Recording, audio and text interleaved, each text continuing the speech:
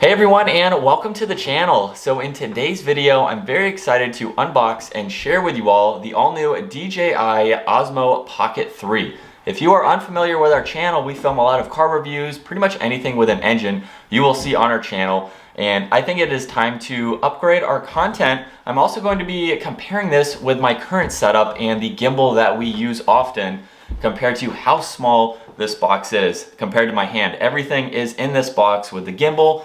I'm very excited to check this out. So let's start to unbox here, where we have, I believe, a carrying case, and I have the content creator kit. So I'll have a link to this down in the description below so you can see the exact kit that I am unboxing today. And look at this. This is very neat. I can't believe everything is in this small case here. So check this out. This is the main unit itself. We have a flipping screen here, which I will get into. It still has the case on it, but look at how small that is. It is smaller than the length of my hand. Very impressive to see. We also have an extra battery. I believe that's the extra battery. I'll have to open these up here. Maybe we have two batteries here. Let's see here. We have these. This comes with quite a lot. I even got the microphone as well. So we'll be testing the actual microphone of this device versus the microphone that you wear. Wow, we have a lot of little things. I don't even know what all this is. So now that I have everything out of the box, we have quite a lot to go over. So obviously I just showed we have the actual unit itself. I don't have any power to it yet, but there's an SD card on the side here, so it's a mini SD card that you will use. We have a recording button on the back side, along with this control here for the gimbal, so that way you can move it. I believe you can flip it around too. We'll see how that looks here soon. It also comes with this very cool carrying case, so you put it gimbal down or face down. I'll have to figure that out because it's not flipped around there. But you can store it in here. You can also attach the microphone. So it comes with this microphone that you can just put on your shirt, of course, and you can store that on the front of that. The microphone also comes with a windsock. So if you need to use that, you can just attach that to the top. It just clips right in, and now you have your microphone for those windy days. And again, you don't have to use the mic. I believe there is a built-in mic, so we will test that later. It also comes with a wide-angle lens. This is magnetized to the top of the lens there. So that way you can use that for a little bit wider of an angle. We also have a magnet of some kind. I don't know what that goes to. We do have some instructions here. It looks like it could go on the bottom of the microphone somehow. I'm not exactly sure because there's a mic, or there's an area you can attach that. So maybe if you want to do that instead of the clip, you can put it somewhere, maybe on a hat or something like that. We also have a few charging cables. There's also a wrist leash that you can wear. We have two batteries. I got an extended battery as well, so that way I don't have to worry about charging as often. And then there's also a tripod too. For all the car reviews that I do, or getting exhaust clips or something like that, a tripod is going to be very helpful, and it looks like you have to have that on one of these battery backpacks before you attach your battery, just like so. Now, one thing that I do want to show, this is the current gimbal that my brother and I use. So putting the camera that I'm using to film right now on top of this, it's a pretty big setup. Sometimes you have to hold it with two hands or alternate hands, because this weighs a good bit. Now, as far as its actual weight, I don't have that, but when you're holding it and you're filming, you're trying to get different angles, this weight can add up versus what you can put in your pocket here. So I can't even get this whole thing in frame compared to this little guy right here. So this gimbal provides us with a lot of stabilization. I just can't film myself with this. I could, but it's so bulky, just trying to turn it around, having the camera, trying to get the screen to see what I'm seeing. This is very bulky, trying to sit in a car, do something like that. It's extremely bulky for its size. So with this, I am hoping that I can get in a car, I can easily rotate this around and just do what I need to do with that smooth motion. And with the SD card in, let's go ahead and attach this. I believe you want to line up the pattern of the battery with the pattern of the handle here. And it should just lock into place there. We have those two there. Yeah, okay, so you push on the sides to lock it in place and then push this release button and you can disconnect it. So it looks like it just latches into place. And from here, let's go ahead and peel off that protective layer. I think you just slide this to the side to turn it on. So we do have some battery already. Like I said, I haven't charged anything yet. Scan the QR code or download that to connect the camera to your phone. So let's go ahead and do that. I don't really need to have it on my phone, but let's see if we can at least scan it from here. And with the app now downloaded, you can pretty much go through your entire album here. So compared to the size of the screen on that, you could actually go through everything here. You might be able to download it straight to your phone. So if you're doing any kind of short clips, you might be able to put them right on your phone here. You also have the ability to look at, I don't have an SD card in the moment, but you can look at if you're on video, if you're on phone, it will change the screen as you do that as well. So it's automatically changing the camera settings as I do this, which is pretty neat. So you can go through how you want the gimbal to set up. You can actually start to move the gimbal too. So take a look at this. I am controlling the gimbal from the cell phone. So how cool is that? If you're putting this on the tripod here or something and you want to be able to control and see what you have, you can even flip it around. Now it's facing us filming. So that is pretty cool. So I might use this a little bit just for some of those features and at least being able to view the content that I have to be able to quickly download it from there. But let's take a look at the Pocket 3 now. I have a little bit of experience working with this now, and hopefully I can get the camera to focus on this with how small this is. But basically it works just like a GoPro. When you swipe to the left, this will show you all of your content. Now I have no SD card, so it's not going to show any of that. We can also swipe down from the top now. You can go through some personal settings here or profiles. I'm not really going to be focused on that. But we also have some rotate and capture settings. I'm putting the default to the last setting, so that way when it turns back on, it's on the last setting that I had it on. We also have the brightness, so you can adjust that for this. There's also the face tracking or the selfie here that you can turn on and off. And then we have some other settings you can go through for the wireless microphone. You can look at your rotate speed, your slider control, which is this over on the left side here. You have some microphone, gimbal calibration, joystick speed, basically all of these settings to set it up for your preference. You also have landscape, portrait, and auto, so when you rotate this screen, that will decide what it's doing. I'm just going to put on auto for the most part. I'm going to be using it in the horizontal setting.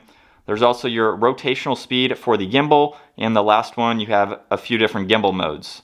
The one follow here is basically the default setting that I will be using, and of course just testing from there.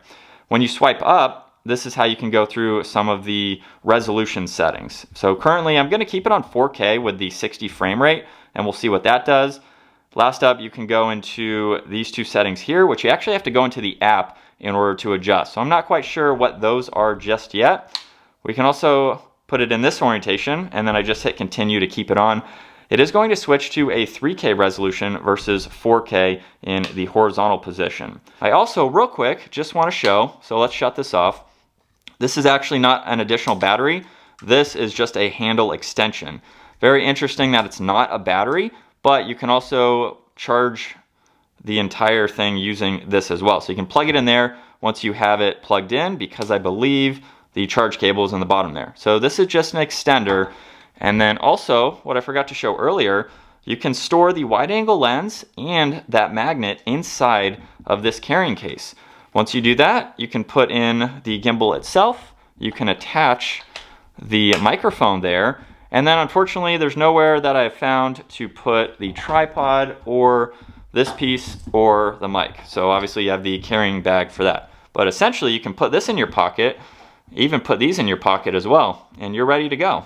And now that we're outside, I am using my original Canon to film the first part of this clip, just to show you the differences between my camera and how much better this Pocket 3 is going to be. So we are outside right now. We're going to work our way into the garage where I have some pretty bright LEDs, but I also want to kind of show some of the lighting aspects as well, along with how shaky this camera is. Now I do have a built-in gimbal, but I am just hand holding it right now. It's not on the gimbal, and so this is kind of how I film a lot, just because it's very easy by myself. And I also have this giant windsock on here right now, which you do have to flip around. So if I come around the back side of the camera, the audio is going to change slightly. But as we take a look inside my car now, just to show, it's dark on the inside, but let's just take a look. It's pretty good, not all that bad with this, but I also don't have a wide angle or a zoom lens on this particular camera either, which would be a lot of money to add to this. And so if I'm in the driver's seat of a car, you know, I can't quite get the whole steering wheel in frame there, at least when I am sitting in the vehicle. So honestly, not all that bad for this camera right now. And let's just shut off the garage light just to get a little bit lower light and hop back in my car. So if I were to hop in, maybe it's raining out or just very cloudy or something like that. I mean, you can kind of see it doesn't look all that bad, but I can't get the whole steering wheel in frame. It's actually not bad. Sometimes it gets very blurry. It doesn't focus well, especially on some digital gauge clusters, which I don't have, but sometimes it is a little blurry and doesn't quite focus as much. So now let's go ahead, or it'll do that. You just saw that white light when it swaps from different lighting. So let's go ahead and swap over to the DJI. All right, and with the DJI camera, I have the garage light off at the moment. What I don't think I went over just yet is that if I triple tap on this, now we're facing me. So I can easily do that and then adjust the gimbal by using that dial. If I triple tap on it again, it will go back. And then if I go all the way to the right and then just push on or double tap that gimbal control, it's going to go back to the centered. And if I hold down on that, it's actually going to rotate. So I can move, but the camera is going to stay where it is. Now the only caveat is you can't go the other way. So I can't enter the screen the other way. If I try to do that, it will say gimbal endpoints are reached. So you can only go one way, but that is pretty cool. If you let off, I think it's just going to stay where it is, and then you can recenter it when you are ready. But as you've been able to tell, it's pretty smooth so far. And let's just take a look at the lighting aspects for the interior. It might look similar, but I'm gonna hop in the car again. Let's see if we can get, so I'll reverse it to me. Let's see if we can get some of that lighting where my camera had to adjust and it turned very white.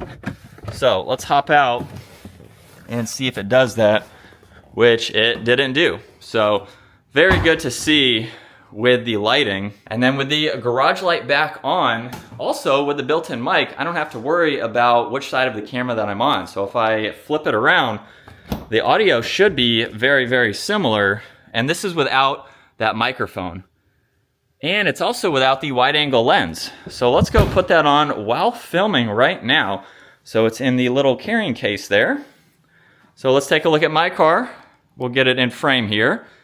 Oh, you can double click on that to recenter it. So still learning some of that.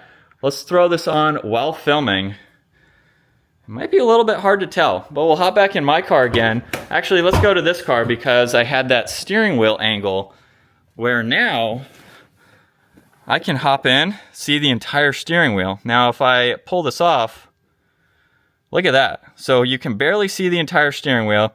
Just throw it on. Now we have a new angle with the steering wheel. And then I did forget to talk about the low light setting. So with the lights off in the garage, let's get back into my car. Maybe try to find some dark spots. Maybe in the back here where there's really no light. Not all that bad for like those nooks and crannies or just filming in low light in general. Looks pretty good. Maybe a little bit better than the non-low light, of course. But as we hop into the SUV here, I mean, there's a lot of glass here, so it's kind of hard to find some low light areas, but not all that bad to be able to see everything as well. So just depending on the lighting that I have, looks like it can do that as well. So far in today's video, I've just been showing all of the filming, but there's a few other aspects here. We can go into photo, which I'll do right now with the car behind us. There's also panorama. Take a look at these photos using the Pocket 3 with the car behind me. They look very, very good. You can also zoom in and zoom out as well, depending on the shot that you want. So I might even use this for thumbnails or other things like that. You can download them straight to your phone, so that way I can have them ready to go, post whatever I have when needed. So we are going to do one more test, and that is with the audio. I'm also going to show that you can control this with your cell phone as well. So I have those adjustments and that screen that I showed earlier, and we are going to walk backwards up this hill. You can also use this to zoom in as well. So as I get farther away, we can zoom in a little bit. We can adjust for the hill that I'm going up on. And as I get farther and farther away, you're going to be able to hear me less, but you're also going to be hearing a little bit more wind noise as well. So I'm not raising or changing my voice. This is just how I am talking. The microphone is working based on the top level of this app. So you can see as I talk, the volume levels adjusting for this microphone. So it already eliminated that wind noise, and I have the windsock on at the moment as well. So very cool to be able to not only do that, but adjust it. If you're maybe filming by yourself, you could have this set up. There might be a follow me feature if you want to use that, but very neat to be able to see what you're looking at, filming solo, and having some really good audio quality. So that is going to wrap it up for the DJI Pocket 3. I hope you enjoyed today's unbox and getting a few tests done with this camera, what it entails, and what the quality is like with this camera. I'm super excited to start filming with this and to see the level of improvement with this over my camera that is sitting right here. As we flip this around real quick, there we go. We got the Canon with that massive microphone that is definitely needed for the wind noise. And so now I have a very, very compact set. I think this is gonna be really nice, especially with that wide angle lens and just being able to film. This is really cool. You can also film vertically as well, as I showed earlier, which I may not do as much. So I hope you all enjoyed today's video. Definitely subscribe to our channel. Look forward to all the content that will be coming using this new Pocket 3. And I hope you all enjoyed today's video. If you did, give it a huge thumbs up. Consider smashing that subscribe button so you don't miss out on our daily uploads. I will see you all in the next video.